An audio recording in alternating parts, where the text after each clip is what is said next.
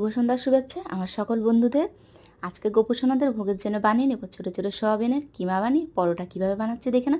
প্রথমে সোয়াবিনটা ভালো করে গরম জলে সিদ্ধ করে নিয়ে মিক্সি করে নেব, তারপর তেলের মধ্যে ভেজে নেব। ওই তেলের মধ্যে কাঁচা লঙ্কা, ধনেপাতা, লবণ, হলুদ গুঁড়ো, সামান্য পরিমাণ জিরে গুঁড়ো, সামান্য পরিমাণ জল ঢেলে একদম শুকনো শুকনো করে কষা করে নিলাম। নিয়ে এবার এক বাটির মতো ময়দা নিয়েছি, ওর মধ্যে লবণ, একটু সাদা তেল নিয়ে ভালো করে মেখে নেব। একদম নরম করে মেখে নিতে হবে।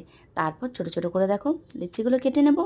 নিয়ে ভালো করে ওর মধ্যে পুরটা ঢুকবে কীভাবে দেখো, তো এইভাবে একদম গোল রাউন্ড করে নেবে। নিয়ে ভালো করে দেখো টিপে নেবে, মুখটা টিপে নিয়ে এপিট ওপিট করে হাতে চাপটি দিয়ে তারপর তেলের মধ্যে বেলে নেবে। একদম নরম করে হালকা করে ধরে ওটা তেলের মধ্যে বেলতে হবে। দারুণ টেস্টি হয়। ওর মধ্যে ধনেপাতা আছে না সবজি দেওয়া।